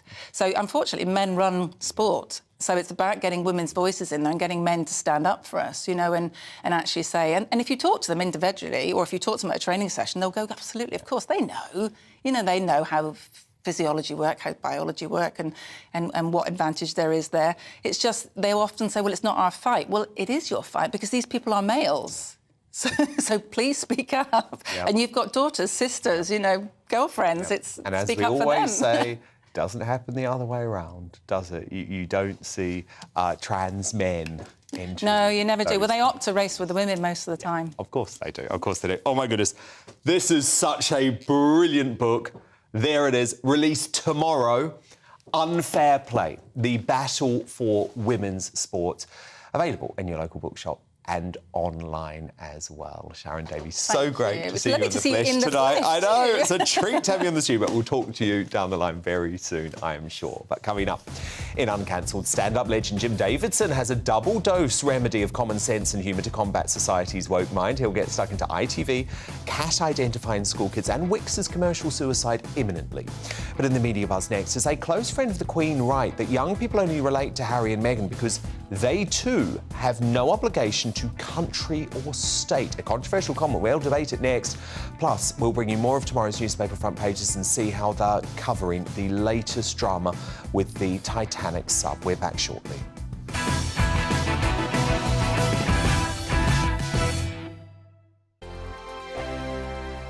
I joined GB News because I was sick and tired of not hearing my views being represented, not just mine, but so many people that I knew and spoke to. I just couldn't get my voice out there. I couldn't say anything. I couldn't do anything. Whatever the narrative was, I kind of had to follow it. GB News is there to provide a voice for those who have been ignored by the establishment media. We think different things, we've got a different style. GB News is here to be optimistic and positive about the future. It's real kind of dynamic and flowing, with the audience very much at the heart of it, like a big family. Here at GB News, we talk about the things that matter to you. Hearing the voices from right across our towns and cities, especially our towns. All sides of the argument represented with a heavy dose of opinion. We're on a mission here to make a difference. And the GB News family really is here for you, and whatever time of day you can watch or listen. Britain's watching. Britain's watching. We're proud to be GB News. The People's Channel. Britain's news channel.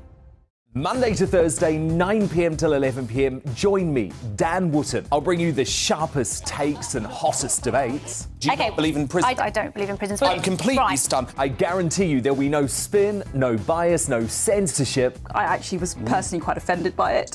And no reason to go to bed. So I guess they've always been quite woke. That's Dan Wootton tonight on TV, radio and online. Monday to Thursday from 9 p.m. till 11 p.m. on GB News. The People's Channel, Britain's news channel. You've probably seen politicians interviewed 1,000 times, but we do it differently. We find out who they really are, we don't shout, we chat, and hopefully we bring a bit of light, not just heat. Did you know Kate Moss? Apparently. Do you have a pair of jeans or a pair of jeans? No, of course I don't. What would I do with them? My friends are like, oh my God, what's she doing now? Join me every Sunday at 6 for Gloria Meets, only on GB News, the People's Channel, Britain's news channel.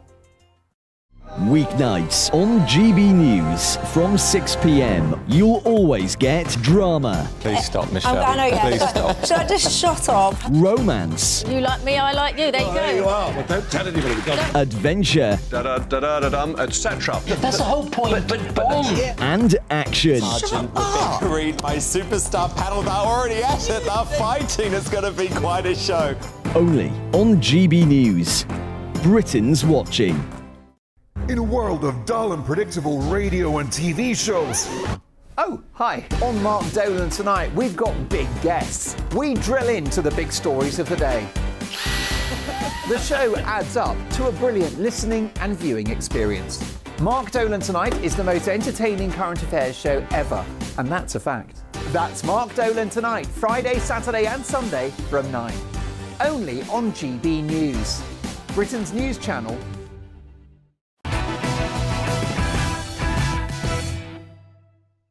Let's return to tomorrow's news tonight. Now, in our media buzz, more front pages have just been delivered. Of course, they're covering the horrifying and worrying hunt for the Titanic tourist sub. And the Daily Mail headline reads, as rescue ships float above Titanic wreck and banging sounds are heard below. Of course, that was confirmed by GB News earlier today. The US Coast Guard tells the world, we always have hope. Let's just remember, though, the oxygen is due to run out tomorrow morning. So the Daily Express reports that hopes of saving the 5 men on board rest on a robot rescue vessel racing to the scene. My superstar panel return now. The author and broadcaster Christine Hamilton, the businessman and activist Adam Brooks, and the former Labour Party advisor Matthew Laza.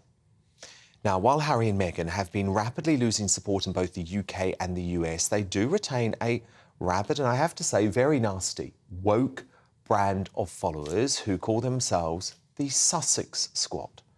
And in her column for the Daily Telegraph, Petronella Wyatt, who we actually saw earlier on the show, argues that the Duke and Duchess are the royals we deserve in our modern, social media-obsessed society. She writes, like most people in 21st century democracies, Harry and Meghan stand under no obligation to country or to state. They're transient and lack a goal. And yet they're relatable to so many young people because their aspirations are essentially the same. So according to Petronella, Harry and Meghan, simply a byproduct of youth culture where money and celebrity are everything. Christine, as our veteran panellists tonight, our experienced panellists tonight, do you agree? Does Petronella have a point that they're actually appealing to this weird woke generation?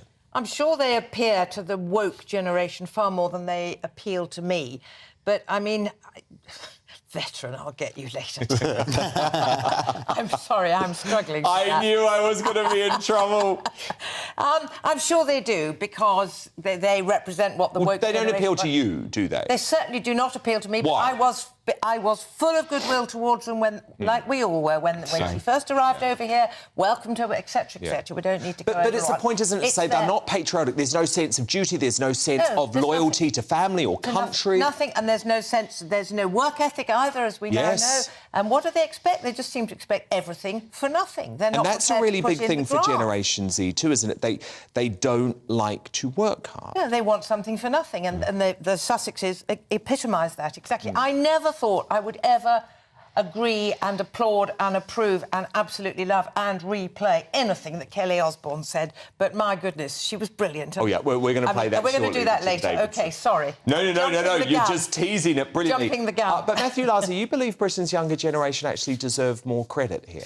Yeah, I mean, I think, Petronella isn't quite right here. I think it's unfair to say that the young people aren't patriotic and don't have a sense of duty to their country. And I think what's interesting is that perhaps young people were most excited when Meghan first, when the fairy tale wedding happened. It just seemed like a breath of fresh air, but still part of the royal story. And I think, just as we saw with the clip from the American sports commentator earlier, that actually people who you might think would be their natural fans have actually rather fallen out of love with them, because they do actually, the young people, just as much as anybody else, are questioning what they're really all about. You know, it's one thing to be... But what about the work ethic point, though, Matthew? Because the thing is, young people these days, let's just be honest about it, have a terrible work ethic, and so do Harry and Meghan, who are allergic to hard work. They believe that they should be paid millions of dollars without doing any work. I think that's a bit hard on young people. The young people that I've worked with, work just as hard as older generations. In fact, the problem at the moment with our economy is it's older people who are leaving the workforce. So, I mean, I think that's hard on young people. And I think just generally... But they prioritise lifestyle, don't they, over... Well, I think they certainly have an evolving set of values that are different. I mean, I think they thought that Meghan and Harry represented that. Angela Rayner pushing this policy that it should be illegal for bosses to ever email a staff member outside of work hours, and that sums up this woke generation, doesn't it? Well, I think that, work-life balance is important. We have one of the longest working hours in Europe. We work a lot more than most of our continental cousins, and in fact, our productivity... it is, Dan, because our productivity is lower. So actually... we're lazy. No, it's not necessarily about how many hours you work, it's about how much work you get done, and that's different. Work-life balance is incredibly important, but to go back to the Sussexes, there is absolutely... The ratio is what? 1 to 100? That's the danger. Role models, Adam. No, they're not good role models. They've been caught Your kids like them? They've been caught out... They don't know they are, but they've been caught out lying dozens and dozens of times. They've publicly... The car chase. The car chase was a joke, but they have publicly split up a family. The most, the most important I thought we were going to get a revelation. in this country. They are not role models to children. No. They're not role models to anyone. They are, you know... Yeah, I mean, I think one of the biggest dangers, actually, is that, you know, I think as we see that their limited amount of work they have is kind of disappearing. You know, I was reading some diaries of somebody who went to see the Duke and Duchess of Windsor in Paris in the 70s, you know, basically sort of like Miss Havisham in this kind of house on their own, nobody visiting them, nothing to do. And I think that's the danger. They weren't disloyal, were they? They didn't, no. But what I think is the danger that they're going to be... You're saying that's the future. Yeah, I think that's going to be... They've sold their souls. They've sold their family out. They've sold their souls. Yeah. Look, now Spotify bosses may have washed their hands of Harry and Meghan after their $20 million podcast deal proved to flop, but that doesn't mean they've given up on woke. Executives will replace the, quote, effing grifters with the world's wokest comic, Trevor Noah, the South African-US TV host who had this to say after Ngozi Fulani wrongly accused Lady Susan Hussey of racism back in November. Watch.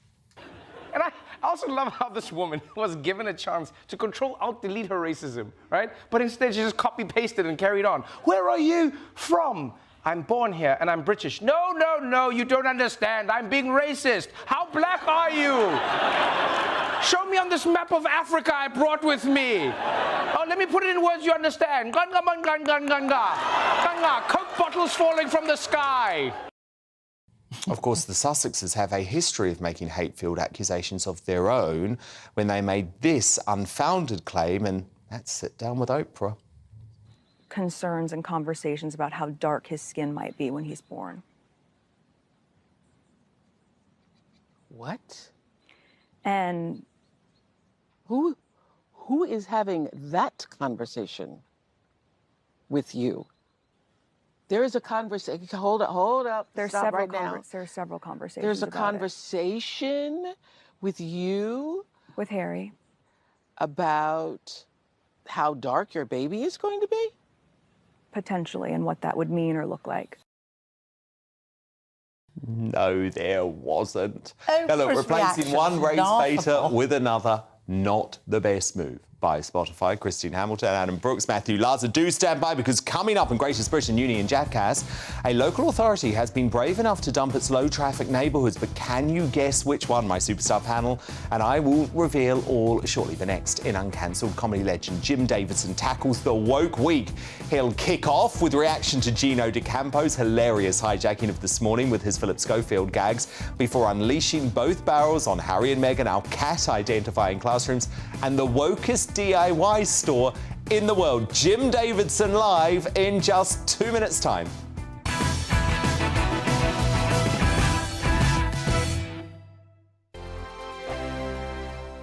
First and foremost, I am a GB News fan, and I was before I was working here. Just love the fact that we're asking the questions that a lot of establishment media won't ask. With a bit of a twist, we not only want to inform you, but we want to keep you entertained. It's worth the drive, because you get in and the team's all ready and waiting, they're itching to go, and it's a proper little family. GB News is the people's channel. It's the audience that makes the programme sing. We're giving our viewers and our listeners a voice. I see the thousands of your letters, tweets, emails, you name it, coming in. Britain is broken.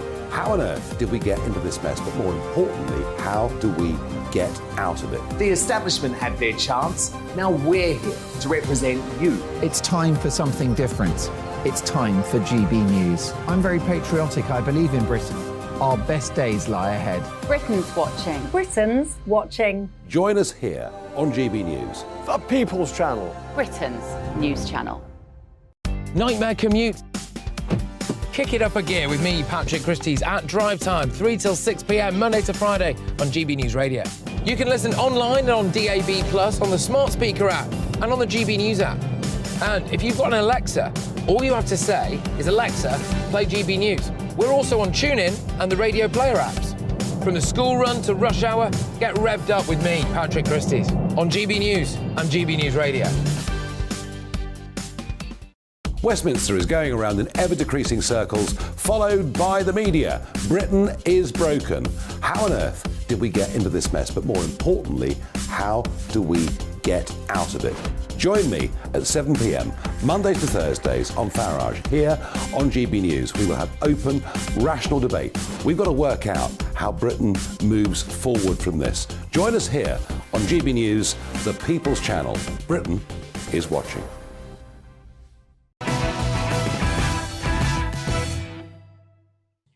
Welcome back. Breaking tonight. News in from the US Coast Guard, which has now provided a prediction of the time it thinks oxygen will run out in the Titan. And that is 7:08 a.m. local time. For us here in the UK, that will be 12:08 p.m. So a very precise point now provided by the US Coast Guard of when the sub must be recovered if there is any hope of rescuing the people on board. It's time now for Uncancelled. And this is where Britain's top commentators speak out on controversial issues without the fear of the cancel culture sweeping the rest of the media. Now, comedy icon Jim Davidson is one man I know would take great pleasure seeing the chaos sparked by rowdy Italian Gino D'Acampo on ITV's This Morning yesterday. Jim, this is the moment, the epic moment, I think. Gino made his big return to the TV kitchen by peppering Holly Willoughby and Dermot O'Leary with Philip Schofield gags. Gino is finally allowed back in the This Morning kitchen. How are you, Gino? Turn. It's your turn. Buongiorno, everybody. Buongiorno. Now, I was in Italy for a month. I know. Yeah, I was in Italy for a month. I came back 2 days ago, and I can't wait to cook for all of you. Yeah. A bit strange because I was going to make melanzane alla parmigiana. Yeah. You know, I love that. That's one of my favorites. The baked aubergine, but apparently I can't do anything with aubergine at the moment. So I'm going to make a tiramisu. So everything is all right. It's okay. I can live with it. We're going to make this one here. Everything is under control. I'm back. Any news in the last months that I should know? Anything I should know? Okay, so we can go straight into the cooking. But no, not yet. Wait. You just get yourself ready and set. We'll be back with you in just a moment. Why is Dermot not talking anymore? What's Just happened? need to rephrase. He's back for a one-time only. So this is my last time. Well, let's see how it goes. Oh, Jim, I've just cancelled someone else. But, Jim, I love that. I have to be honest, I love that from Gino. But do you think Holly and Dermot should have confronted the situation head-on with humour instead of squirming for the cameras? Well, no, they couldn't confront him, Dan, because it's not written on their autocue. What you've got here, he's one. Seriously, these are presenters. These are people with no talent at all. Here's a man, Leonardo DiCaprio. Not only is he a brilliant actor, but a great chef as well. And if he wants to talk about aubergines, then let him. You can actually see, though, that it was a bit of relief of tension. They didn't quite know what to do. Dermot, someone must have said, laugh, Dermot, chew on your pencil and laugh. And or maybe because Gino is a bit scary, isn't he? He's Italian, you know what I mean? So they just sort of laughed along. But well done him. You need someone on there with a bit of passion to liven things up, like our programme. Because you never know what's going to happen with you, Jim. Let me tell you, you're certainly not on the damn auto cue, are you? No, I'm not. No, not with these glasses anyway. No, honestly, seriously. No, I don't read very well. I get things wrong, hence Leonardo DiCaprio. I wrote it down, but Gino is the same person. Gino, yes, I know. It does. It sounds like. Now, Jim, look, I've got some more clips that I think will tickle you. This is the Spotify boss, Bill Simmons, and the TV star Kelly Osbourne just letting rip at Harry and Meghan this week. Yeah. I wish I had been involved in the Meghan and Harry leave Spotify negotiation. The f***ing grifters. That's the podcast we should have launched with them. I think Harry's a I do. I think he's a he's a whining, whinging, complaining, woe is me, I'm the only one that's ever had mental problems.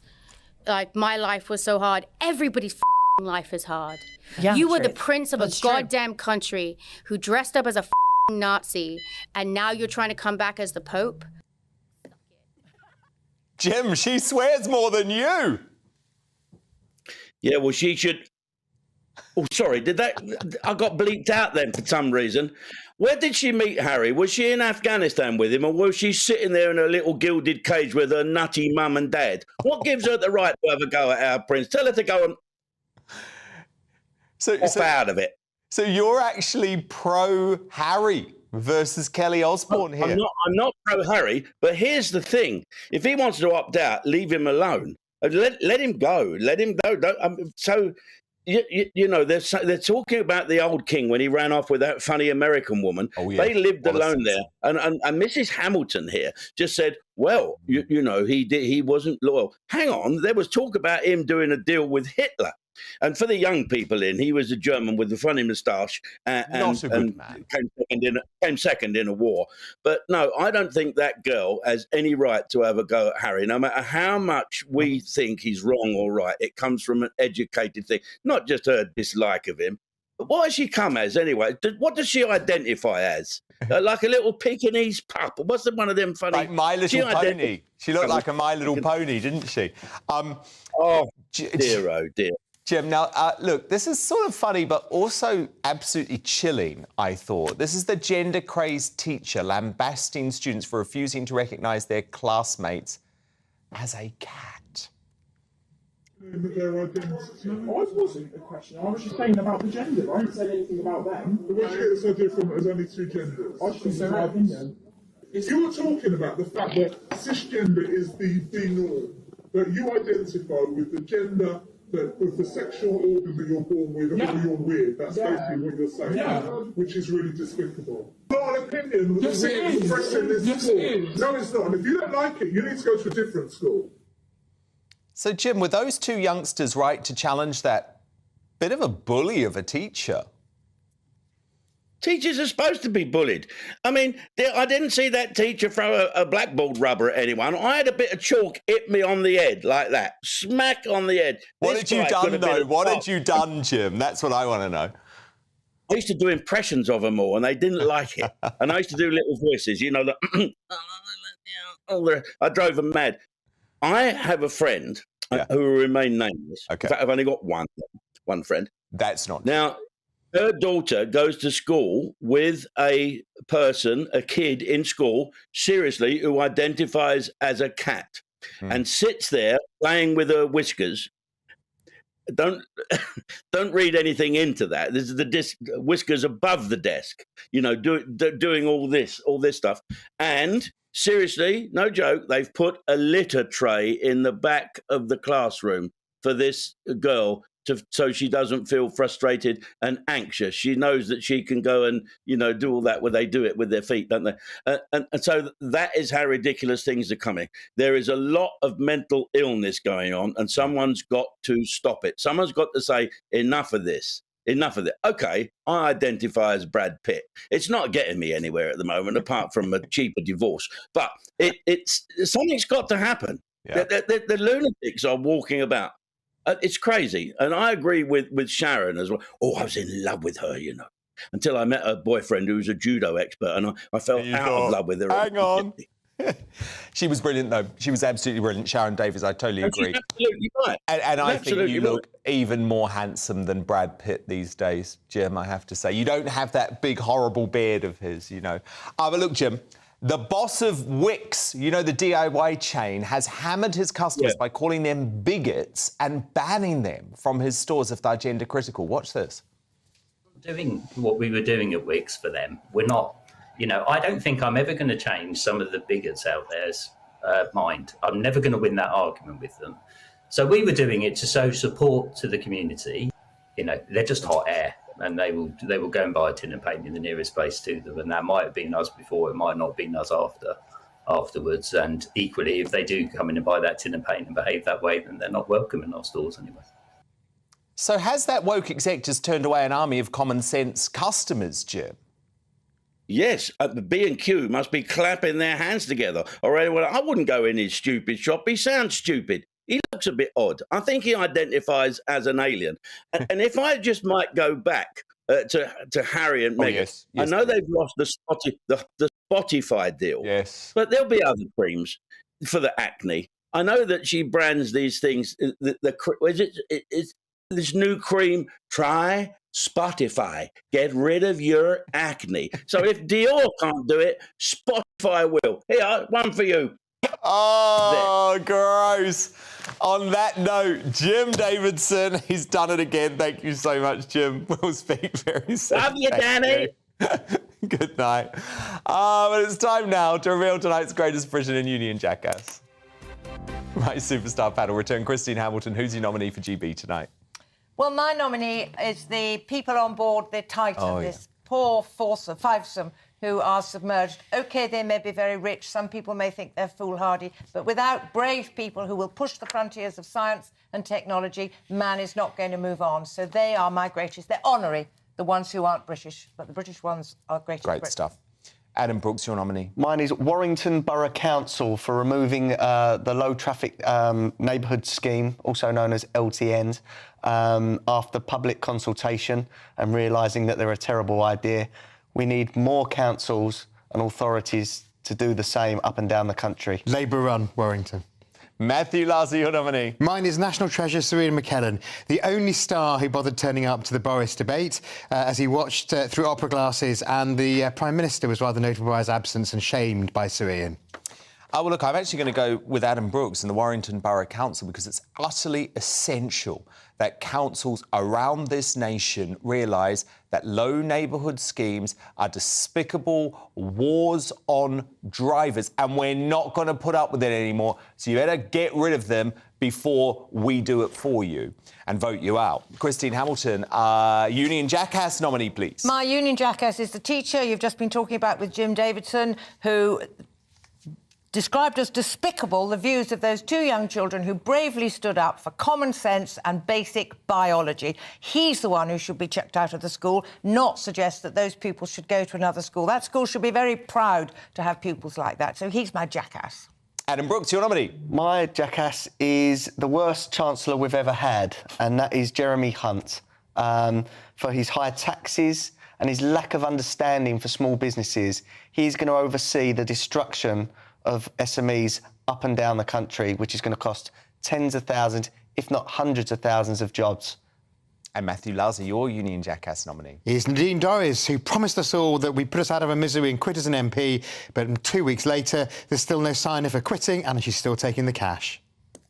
She's explained, Matthew, why she's not resigning yet. She wants to go through a process because she believes that she was unfairly blocked from entering the House of Lords, and she's going through a process, and I think she has every right to go through that process. Sense of not be entitlement, forced Dan. out You for the bitter political lefty. convenience of Rishi Sunak. A sense of entitlement.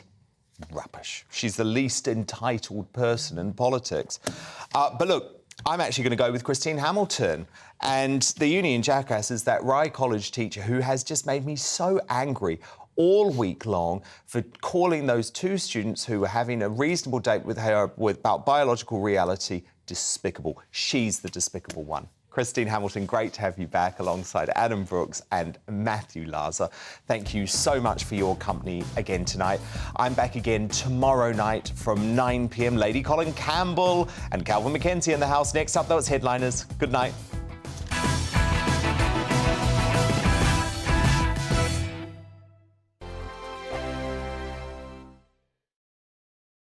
Like all families, we have arguments every now and then, but actually we agree on what the mission of GB News is, and that's the most fundamentally important thing. GB News provides the kind of platform that lets all voices be heard. We don't hold back. We're free to say what we really think. Just because some people who live in a tiny little Westminster bubble think that their particular story is important, that's not the most important story for me. And often they will be difficult stories, stories that you won't find on the establishment media. Because what people think in the north of England may be very different to what they're thinking in the home counties. We're going to carry on telling the world what life is really like for households up and down the UK. We love to be in your car, in your kitchen as you're having your breakfast. Whatever you're doing, you are part of the show. If it matters to you, it matters to us. Britain's watching. Britain's watching. Britain's watching. We're proud to be GB News, the People's Channel, Britain's news channel. Monday to Thursday, 9 p.m. till 11 p.m. Join me, Dan Wootton. I'll bring you the sharpest takes and hottest debates. Do you not believe in prison? I don't believe in prison. I'm completely stunned. I guarantee you there'll be no spin, no bias, no censorship. I actually was personally quite offended by it. And no reason to go to bed. So I guess they've always been quite woke. That's Dan Wootton tonight on TV, radio and online. Monday to Thursday from 9 p.m. till 11 p.m. on GB News. The People's Channel, Britain's news channel. Nightmare commute. Kick it up a gear with me, Patrick Christys, at drive time, 3 till 6 p.m. Monday to Friday on GB News Radio. You can listen online and on DAB+, on the smart speaker app and on the GB News app. And if you've got an Alexa, all you have to say is, Alexa, play GB News. We're also on TuneIn and the Radio Player apps. From the school run to rush hour, get revved up with me, Patrick Christys, on GB News and GB News Radio. The Jubes and Kerr, we tackle the issues of the day with real, robust debate, both sides of the fence, battling it out with me in the middle with my forthright opinions and views. And often really interesting things happen because you start with a position and then by the end of the debate you find actually, well, I might not have thought about that one. What we need in this country is 2 new political parties. You should maybe think about doing a 2024 calendar. I'm Michelle Dewberry and I'm keeping you company right through until 7 o'clock this evening. GB News, the People's Channel, Britain's watching. Westminster is going around